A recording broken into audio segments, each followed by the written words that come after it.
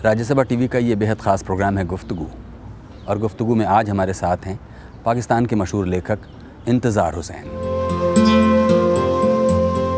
इंतज़ार हुसैन पत्रकार, अफसाना निगार, उपन्यासकार और उर्दू अदब के मशहूर लेखक।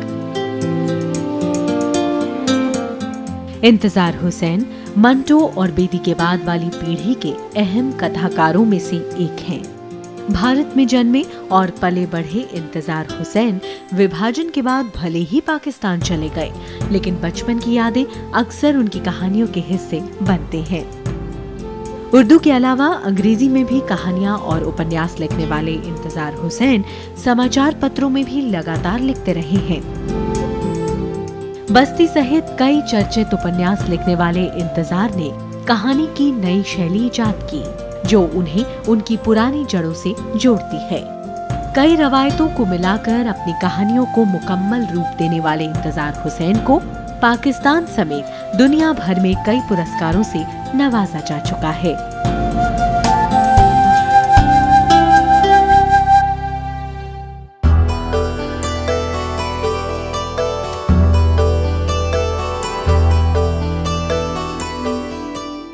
बहुत बहुत खैर मक़दम है इंतज़ार साहब प्रोग्राम में। नवाज़ी साहब की आपने याद किया। मुझे बताइए कि उत्तर प्रदेश के बुलंदशहर के किसी गांव में आप पैदा हुए, क्या हालात थे जिसकी वजह से आप पाकिस्तान चले गए? देखिए, बुलंदशहर का जो ज़िला था, डिस्ट्रिक्ट था, उसमें एक छोटा सा कस्बा था, डिवाई उसका नाम था जी। और ये कस्बा जो था या बस्ती जो थी, ये अलीगढ़ से बहुत करीब थी। तो और बड़ी हमारी, मैं तो अभी अगर एक मिसाली ज़माने का तस्वुर करता हूँ कि जो बहुत अच्छा ज़माना मैंने देखा, वो मेरे 8-10 साल हैं, जो मेरा बचपन वहाँ, मैं पैदा वहाँ हुआ, 8-10 साल वहाँ गुजारे।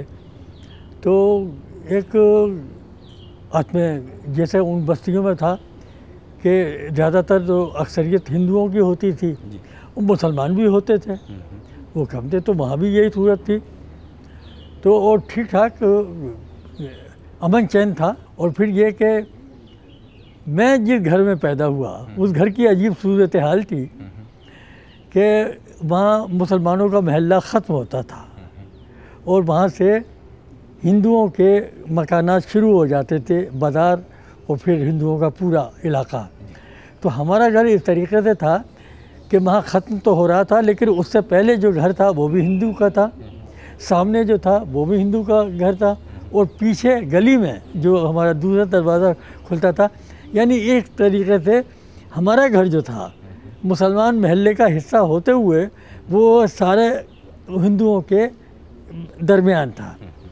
तो इसलिए मेरा बचपन जो गुजरा, तो मुझे इन त्योहारों से बड़ा कुर्ब रहा है कि भाई वहीं अपने घर पे दरवाजे पे बैठे बैठे या छत पे से हमें देख रहे हैं कि होली खेली जा रही है और रंग बिखर रहे हैं सारे उसमें, और सब कुछ हो रहा है। या दिवाली आई है तो दुकानों में वो दीवरे जल रहे हैं मुडेरों पर, और मुडेर हमारे मकान की और हिंदुओं के घर की मुडेर मुश्तरक। तो इसका मतलब ये है कि वो दीवले जो जल रहे थे, दिए जो जल रहे थे, वो मेरे घर की मुंडेर पर जल रहे थे असल में। तो यानी लगता था कि ये हम इसमें शरीक हैं, इस त्यौहार में। सारा जो कुछ हो रहा है, रोशनी हो रही है, फुलझड़ियाँ छूट रही हैं, इसे कुछ हो रहा है। या रामलीला, तो रामलीला वो 10-12 दिन जो थे गुजरते थे, रामलीला होती थी। खुद हमारे घर के करीब जो है, मैं छत पर खड़े होकर अपने रामलीला देखता था। वहाँ उन्होंने अपना एक छोटा सा मंडुआ बना रखा था, वहाँ होता था। या दशहरा होता था तो हम देखने के लिए चले जाते थे वहाँ, रावण का पुतला जलाया जा रहा है। तो इस तरीके से अच्छा वो मंदिर जो था बहुत ही करीब था हमारे, यानी मेरी सुबह को जब आँख खुलती थी तो मस्जिद हमारी करीब थी, तो वहाँ से अजान की आवाज़ आ रही है और थोड़ी देर में घंटियाँ बजनी शुरू हो गई और वो क्या कहते हैं कोई भजन की आवाज़ आ रही है, कोई श्लोक पढ़ा जा रहा है। तो एक तरीके से तो मैं एक ऐसी बचपन जो मेरा गुजरा है, या मैं यूँ समझ लीजिए कि मैं मंदिर और मस्जिद के दरमियान पैदा हुआ। तो ये मेरी सूरत थी। तो इसलिए मेरे यहाँ कुछ इस किस्म के तासुबात नहीं थे। जब मैं हापुड़ आया, हमारा ख़ानदान मुंतकिल हो गया, तो उन्होंने कहा कि भाई इसे स्कूल में दाखिल कराओ। मेरे वालिद कहते थे कि नहीं, स्कूल में दाखिल कराना नहीं है, मैं घर पे इसे पढ़ाएंगे। तो उन्होंने मुझे अरबी पढ़ाने की कोशिश भी की, अंग्रेज़ी भी पढ़ाई है कि अच्छा हो जाए कि मैट्रिक कैसे करा देंगे। वहाँ दाखिल करा दिया स्कूल में। स्कूल में मुझे हायर क्लास में दाखिल होना था, क्योंकि मैं तैयारी मेरे वालिद ने करा दी थी। तो गवर्नमेंट कॉलेज स्कूल वालों ने कहा कि हम दाखिल नहीं कर सकते 8वीं 9वीं क्लास में।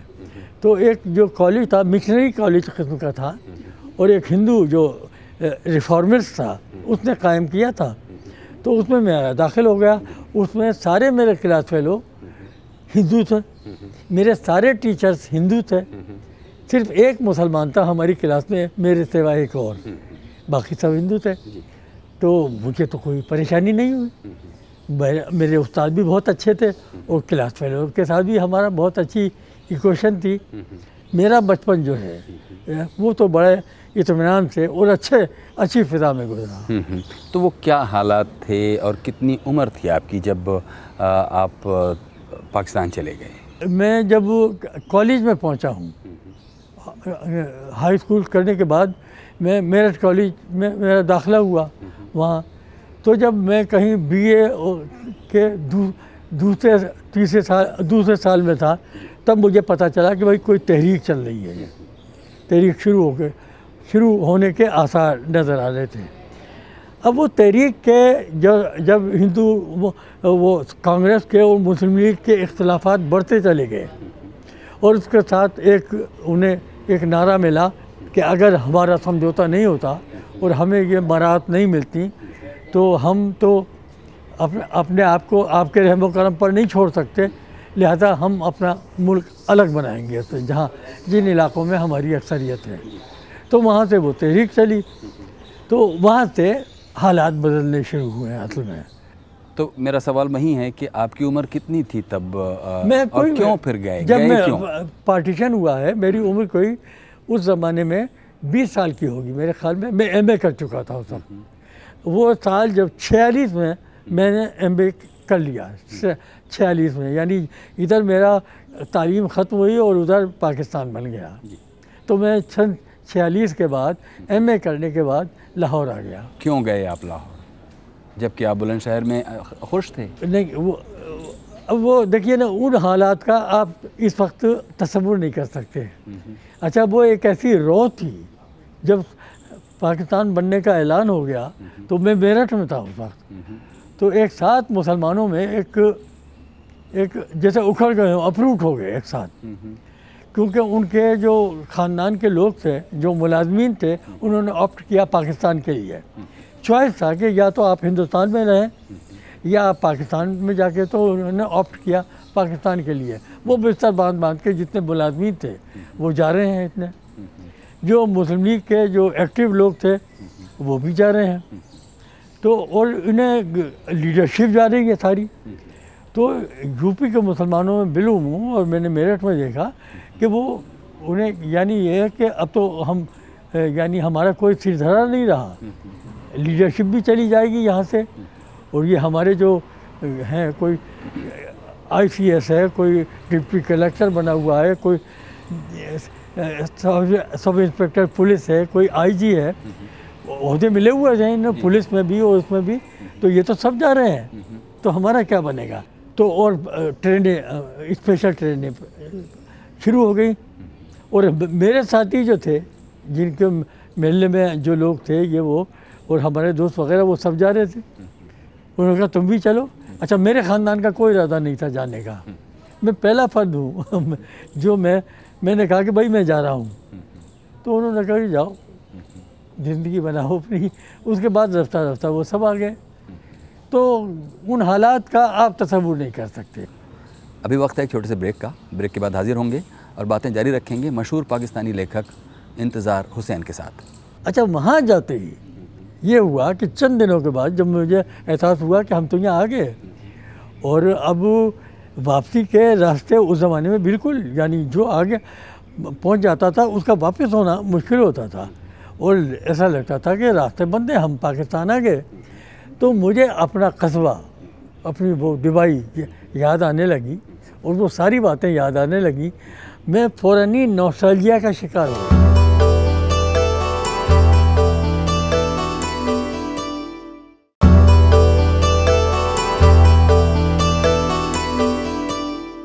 स्वागत है एक बार फिर से प्रोग्राम गुफ्तगू में। आज हमारे साथ हैं पाकिस्तान के मशहूर लेखक इंतज़ार हुसैन। इंतज़ार साहब, आपने कहा कि आपके ख़ानदान का और कोई पाकिस्तान नहीं गया। बहुत हमें शॉर्ट में बताइए, मुख्तसर अंदाज में, कि क्या वजह थी कि आपने पाकिस्तान जाना चुना, जबकि आज या बल्कि पूरी ज़िंदगी या एक लेखक के तौर पर आप जो हिंदुस्तानी माइथोलॉजी है, बुद्धिज़्म है, उन्हीं की जड़ों में वापस बार बार जाते हैं, लेकिन उस वक्त आपने पाकिस्तान जाना ही ये बात की बातें हैं। मैं पहले बता दूं कि एक तो ये कि उस वक्त हमारा ये तसव्वुर नहीं था कि हम जो पाकिस्तान जा रहे हैं। मतलब मुझे बिल्कुल ये तसव्वुर नहीं था कि मैं जो अब लाहौर जा रहा हूँ। तो हमारे एक दोस्त जो थे और जो बड़े नक्काद थे उस ज़माने के, मेरा उनसे एक हो गया था, जैसे सीनियर और जूनियर का रिश्ता होता है। तो वो भी ये कह के गए थे कि भाई मेरा तो पब्लिशर लाहौर में है, तो मैं उससे मामला तय करके आता हूँ कि भाई क्या सूरत रहेगी मेरे आपके रिश्ते की। वहाँ वो गए तो उन्होंने टेलीफोन कर दिया अपने घर वालों को कि आप यहाँ आ जाइए। अच्छा, मैंने कहा कि यार मैं भी लाहौर देखना चाहता हूँ। एक तो पाकिस्तान बन गया है कि ये कैसा मुल्क है, और फिर ये कि सारी तहरीक जो हमारी तरक्की पसंद तहरीक और जो नए अदब की तहरीक शुरू हुई थी उसके बिग्स जो थे लाहौर में थे। वो वही थे भाई, कृष्णचंद्र और वो वगैरह सब लाहौर के हुआ करते थे। तो हमने कहा देखें, रिसाले वहाँ से निकलते थे, तो हमने कहा लाहौर जाकर देखें। अच्छा, उस वक्त ये तसव्वुर नहीं था कि ये जो पाकिस्तान हम जा रहे हैं तो बिल्कुल हिंदुस्तान से ताल्लुक़ मुनक़ते हो जाएगा, क्योंकि पहले तो ये तो पहला बिल्कुल नया तजर्बा था ना कि हम लाहौर जाएंगे और पाकिस्तान बन गया है। तो पहले जैसे सूबों की तकसीम थी उसी अंदाज में शायद सोच रहे थे कि हम वहाँ जाएंगे और आते जाते रहेंगे, जो कुछ भी होगा। तो ये तो वहाँ जाकर, अच्छा वहाँ जाते ही ये हुआ कि चंद दिनों के बाद जब मुझे एहसास हुआ कि हम तो यहाँ आ गए और अब वापसी के रास्ते उस ज़माने में बिल्कुल, यानी जो आगे पहुँच जाता था उसका वापस होना मुश्किल होता था और ऐसा लगता था कि रास्ते बंद हैं, हम पाकिस्तान आ गए। तो मुझे अपना कस्बा, अपनी वो दिवाई याद आने लगी और वो सारी बातें याद आने लगी। मैं फ़ौरन ही नॉस्टैल्जिया का शिकार हो गया। ये है जी। और फिर उसी रो में मैंने कहानियाँ लिखी। शायद अगर उस सूरत हाल का शिकार न होता तो शायद मैं अफसाना निगार बनता भी या नहीं, ये मुझे पता नहीं है। लेकिन उस कैफियत में मुझे अफसाना लिखने पर माइल किया और मेरी कहानियाँ शुरू की वही हैं कि मैं उस बस्ती को याद कर रहा हूँ और वो जिक्र आ रहे हैं उन चीज़ों के ये। और मैं फिर रफ्ता रफ्ता, ये तो रिसेंट पास था हमारा जी। फिर वो माजी में एक मरतबा आप सफ़र शुरू करें तो फिर आप पीछे की तरफ चलते चले जाते हैं। तो मुझे अपने अफसाना तो हमने उसी असर में लिखना शुरू किया कि भाई कृष्णचंद्र हैं, बेदी हैं, मंटो हैं, इसमें चगताई हैं, यही हमारे बिग्स थे उस ज़माने में। इन्हीं के नमूने सामने थे हमारे, कहानियाँ लिखनी शुरू की। लेकिन फिर मुझे जल्दी एहसास हो गया कि हमारे तो पीछे एक और रिवायत भी थी, दास्तानों की रिवायत। तो वो हमारा रिश्ता उससे क्यों कट गया? चूँकि मैं उर्दू का तालिब इल्म रहा था तो मैंने वो दास्तानें पढ़ी थी। तो मुझे शौक़ हुआ कि भाई ये दास्तानों का जो टेक्निक है ये भी मैं कभी इस्तेमाल करके देखूं। तो वो दिलचस्पी हुई।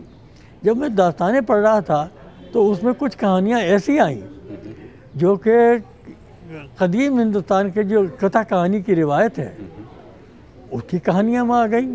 मसलन बैताल पच्ची थी, उर्दू में मैंने पढ़ी, मैंने कहा ये बेताल पक्षी थी, ये किस किस्म की कहानियाँ हैं, ये तो अलिफ लैला से बिल्कुल अलग रिवायत मुझे लगती है।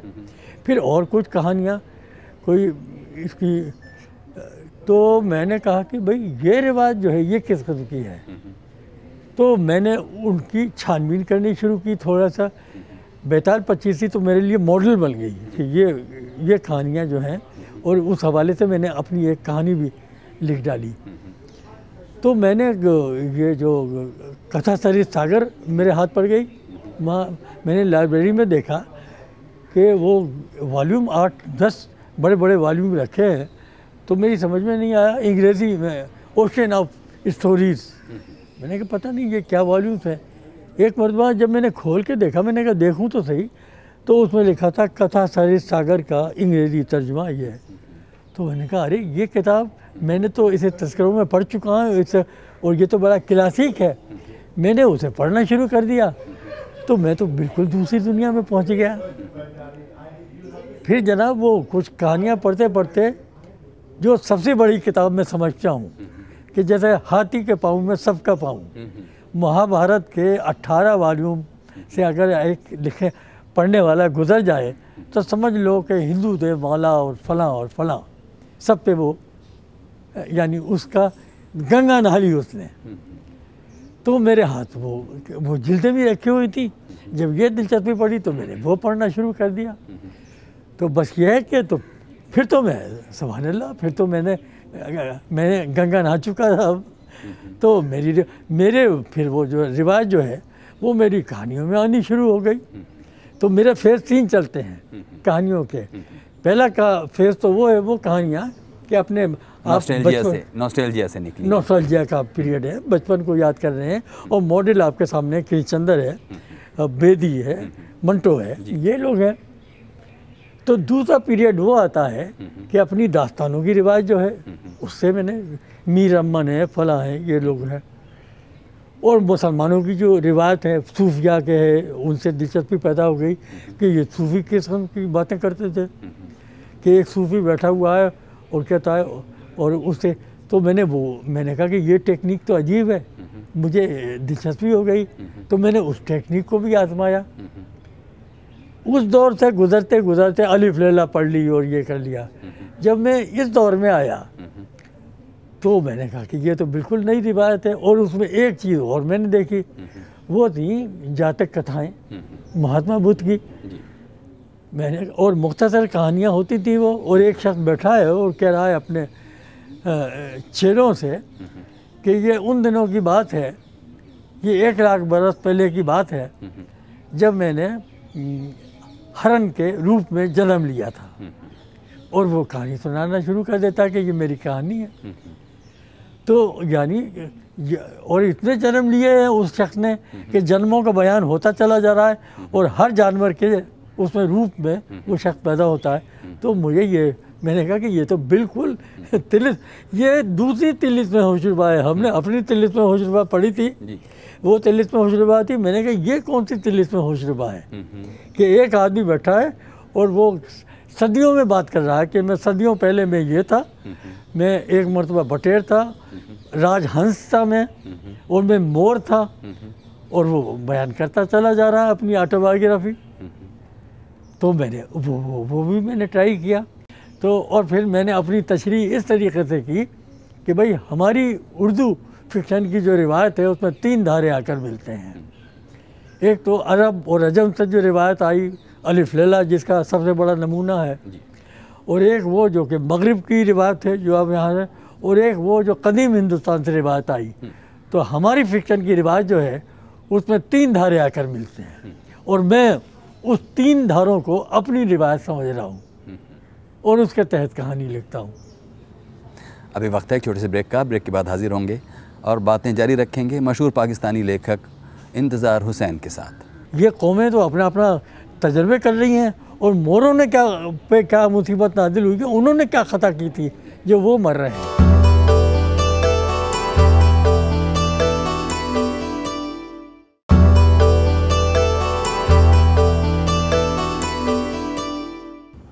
स्वागत है एक बार फिर से प्रोग्राम गुफ्तगू में। आज हमारे साथ हैं मशहूर पाकिस्तानी लेखक इंतज़ार हुसैन। इंतज़ार साहब, अभी ब्रेक से पहले आपने कहा कि आपके लेखक के 3 फेजेज़ हैं। सबसे पसंदीदा फेज़ आपका कौन सा है? वो तो फेजेस गुजर लिए, अब तो तीनों फेज़ का मैं मजमुआ हूँ ना, तो मुझे ये तीनों फेज़ अच्छे लगते हैं। देखिए वो जो है ना पहला फेज़, उसमें तो यानी जब मैं कृष्णचंद्र को और बेदी को पढ़ रहा था, तो इसका इन लोगों ने जिन लोगों को पढ़ा था उन्हें भी तो मैंने पढ़ा। मैंने चेखोव को भी पढ़ा, मैंने जो टॉल्स्टॉय को भी पढ़ा, दोस्तोयेव्स्की को भी पढ़ा। वो जो मगरिब की रिवायत थी उससे हम पढ़ते रहे, तो उससे जो फैज़ उठाया उससे मैं इनकार तो नहीं कर सकता, और मैं ये इसरार करूं कि नहीं, मेरी अपनी रिवायत जो है यहाँ की एक हिंदी रिवायत या अजमी और अरबी रिवायत जो है वो हमारी रिवायत है, और मगरिब से हमारा कोई ताल्लुक़ नहीं है। ये भी बात लोगों ने, हमारे दानिश्वरों ने किया, तो मैं वो नहीं कहता। मैं कहता हूँ मगरिबी रिवायत से जो हमने कुछ सीखा है वो भी बड़ा कीमती है हमारे लिए। वो जो हमने उनसे सीखा था, उसकी रोशनी में जब हमने उन्हें पढ़ा, महाभारत की कहानियाँ पढ़ी और जाते कहानियाँ पढ़ी, तो हमें उनके मानी ज़्यादा समझ में आए। अगर मैं महज अलिफ लैला पढ़ने के बाद उन्हें पढ़ता तो शायद इतना समझ में ना आता। अगर आप जो काम पाकिस्तान में रहकर कर रहे हैं उसको अगर आप हिंदुस्तान में ही रहकर कर रहे होते तो आपको क्या लगता है कि क्या फ़र्क होता तो आपके काम में? है, देखिए एक चीज़ फ़र्क और है कि हिंदुस्तान में मैं रहता तो शायद मेरे लिए इस रिवायत में इतना कशिश न होती। वो तो मैं दूर बैठा था, और वो जैसा कि मैं अपना एक तहज़ीब से निकलकर एक दूसरी तहज़ीब में गया, और वो तहज़ीब मुश्तरका तहज़ीब थी, जैसा कि मैंने अपने कस्बे का जिक्र किया। तो वो जब तहज़ीब को वो मैं याद कर रहा था, तो उसके साथ ही उसके ज़िलों में ये सारी चीज़ें आई हैं ना, तो वो तो मेरा ये सारा जो है फेज़ जो है, ये तो मेरे नॉस्टैल्जिया का हिस्सा है। अच्छा, ये जो हिंदू मैथोलॉजी से जुड़ी हुई किताबें हैं, महाभारत है, रामायण है, या बाद में आपने कहा कि जातक कथाएं हैं, कथा सरित सागर है, इससे आप टेक्निक ही तो लेते होंगे ना? टेक्निक भी, मैंने ये मजमून लिखा भी कि देखिए कथा सरित सागर की जो कहानियाँ हैं, इसकी तो टेक्निक ही अलग है बिल्कुल। तो मगरिब की टेक्निक्स अपनी जगह 19वीं सदी की रेशनलिज्म और रियलिज्म की टेक्निक, और फिर यहाँ फ्री एसोसिएशन 20वीं सदी का, और उसमें जो टेक्निक्स आई वो अपनी जगह, लेकिन उनके साथ अब ये टेक्निक्स भी मुझे मिल गई, तो मेरे लिए तो मैदान बहुत वसी हो गया था। एक मेरी टेक्निक सिम्बोलिज्म की है, तो जब सिम्बॉलिक तरीक़ा इस्तेमाल कर रहे हैं तो सिम्बोलिज्म के लिए आप कथा सरित सागर से भी कोई कहानी ले सकते हैं, और वो मैंने ली जी। और वो आप कोई इस्लामी तारीख से भी कहानी ले सकते हैं, और फिर आपकी कंटेम्प्रेरी सिचुएशन जो है वो भी ले सकते हैं जी। मसलन मेरी एक कहानी है जो मैंने उस वक्त लिखी जब एटमी तजर्बा हुआ यहाँ हिंदुस्तान में और पाकिस्तान में। तो एक ख़बर आई कि राजस्थान में मोर मर रहे हैं, और वो चूँकि वहाँ उस इलाके में तजर्बा हुआ था इसलिए मोरों में मरी फैल गई है। अच्छा, मोर मेरा बड़ा पसंदीदा जानवर है, मुझे मोरों से बड़ी दिलचस्पी है, और पाकिस्तान पर एक एतराज़ मुझे ये भी था कि यहाँ तो मोर नज़र नहीं आते मुझे। तो ये हुआ, तो मैंने फ़ौरन कॉलम लिखा कि भाई राजस्थान में मोर मर रहे हैं, और ये कौमें तो अपना अपना तजर्बे कर रही हैं, और मोरों ने क्या मुसीबत नाजिल हुई कि उन्होंने क्या ख़ता की थी जो वो मर रहे हैं। लेकिन मेरी तस्कीन नहीं हुई, मैंने एक कहानी लिख डाली, मोरनामा, और वो मोरनामा लिखते हुए मैं महाभारत के ज़माने में निकल गया। तो इस तरीके से भी मैंने किया है कि आज की सिचुएशन है, और मैं महाभारत से वाक़या लेकर उसकी कहानी को आज का वाक़या भी बयान कर रहा हूँ, और वो कहानी भी चल रही है पैरेलल। इंतज़ार साहब, आपने कहा कि एक तरह का सिम्बोलिज़म आप इस्तेमाल करते हैं। सिम्बोलिज़म तो ठीक है, इसके अलावा ऐसी कहानियाँ जिसमें सीधी तौर पर आप हुकूमत के साथ दो हाथ कर सकें, ऐसी कहानियाँ भी लिखी हैं जी। लेकिन उन कहानियों में भी ज़्यादा यानी सेफ्टी आफियत इसमें नज़र आती है कि आप कोई अलामती रंग में हैं, तो अलामती रंग में अगर आप ऐसी कहानी लिखेंगे तो लोग तो समझ लेते हैं, लेकिन उसमें कोई ऐसी बात नहीं होती कि उसकी पकड़ की जा सके कानूनी तौर पर। तो वो चलती हैं कहानियाँ। ये सब करते हुए और वो भी पाकिस्तान में, जिसके बारे में एक आम एजम्पशन ये है कि वो एक कट्टरपंथी देश है जहाँ पर बहुत ज़्यादा आपको एक्सप्रेशन की जगह नहीं है, ये फिर आप हिंदू मैथोलॉजी वगैरह वहाँ करते रहते हैं तो मैं कुछ करता क्या रहता हूँ। तजुर्बा क्या है? मैं आपको एक बात बता दूँ, लोगों को ये गलतफहमी है कि वहाँ बहुत इसके इजहार की पाबंदी है। अदब देखिए ना, एक तो ये कि ये हमारी कहानियाँ जो हैं ये मुल्ला लोग नहीं पढ़ते हैं, वो पढ़ा लिखा तबका पढ़ता है। हमारी खुशकिस्मती ये है कि हम वहाँ बेस्ट सेलर नहीं हैं, तो हमारी कहानी तो मुंतखब लोग पढ़ते हैं ना, तो उन्हें तो कोई ऐसा नहीं है कि भाई ठीक है यहाँ ये रामायण से कहानी लिए या महाभारत से लिए या वो महात्मा बुद्ध से लिए, तो उन्हें तो एक दिलचस्प नज़र आता है ये मामला। तो ये आपका ज़रिए माश क्या है फिर? सियाफत वो अलग चीज़ है। मेरा उन कहानियों से, मेरी कहानियों से सियाफत का कोई ताल्लुक़ नहीं है। कॉलम लिखता हूँ सोशल मामलात पर और कल्चरल मामलात पर भी, उसमें ये बात भी आ जाती है। ये जो कहा जाता है कि भाई ये हैं फलां लेखक हैं, हाँ। तो लोग पूछ देते हैं भाई लेखक वेखक तो ठीक है, करते क्या हो? हाँ ये तो होता है। तो वो वाली बात बताइए कि तो जब मुझसे पूछा जाता है कि भाई अफसाना तो ठीक है लेकिन करते क्या हो, मैं कहता हूँ मैं अखबार नवीसी करता हूँ, अखबार में काम करता हूँ। अच्छा ठीक है। बहुत बहुत शुक्रिया इंतज़ार साहब, आपने हमें इतना वक्त दिया। गुफ्तगू में आज बस इतना ही। हमारे साथ थे आज पाकिस्तान के मशहूर लेखक इंतज़ार हुसैन। कुछ कहना चाहते हो प्रोग्राम के बारे में तो हमें लिखिए feedback.rstv@gmail.com।